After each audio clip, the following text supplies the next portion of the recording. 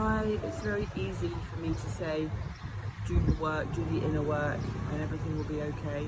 We're actually going through times of massive change and transformation at the moment. But we all have access to higher consciousness, and the place to begin, because I know a lot of people are in severe emotional turmoil at the moment. And I'm also myself going through a lot. And all of us as a humanity are going through a lot. The very first thing that you can do is to recognise and to realise that you are not your thoughts. And so when I went to bed last night, feeling very emotional about a loved one, I had the tools and the practice to know how to bring myself out of a place that felt very, very, very uncomfortable.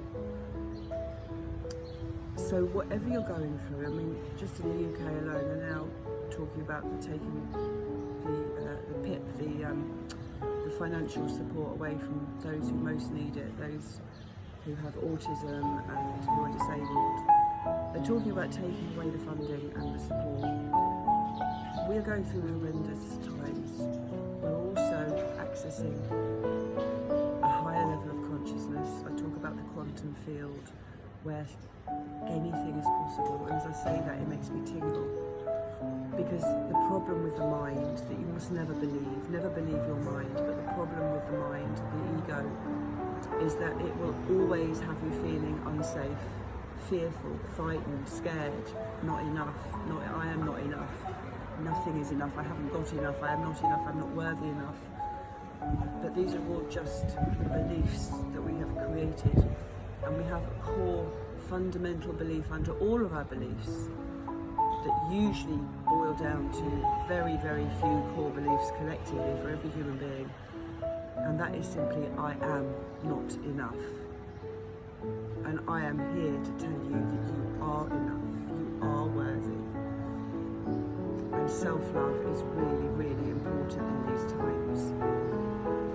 So as much as I'm out there helping a lot of other people and supporting a lot of other people, it's really important to remember, for those of you listening that are also healers, that you must be doing your own work and continuing to do your own work and continuing to self-love.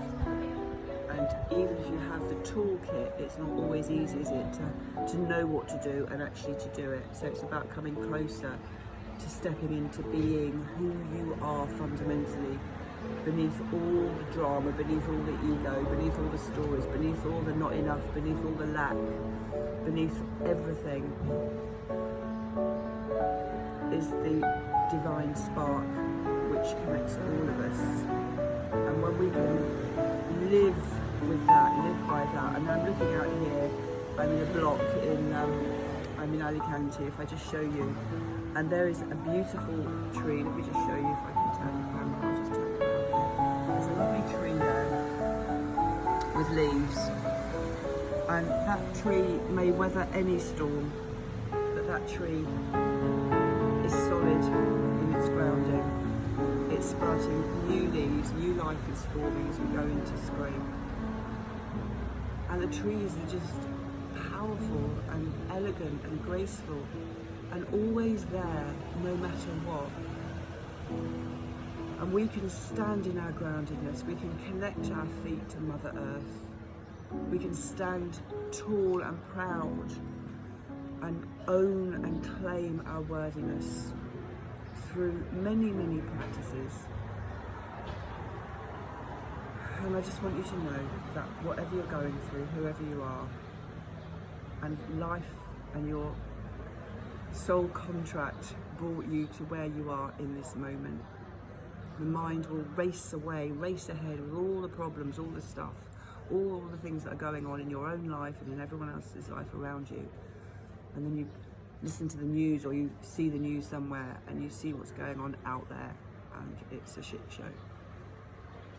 But you are powerful beyond measure. I was talking to somebody yesterday who is not on a spiritual path yet, and they didn't quite get about the power.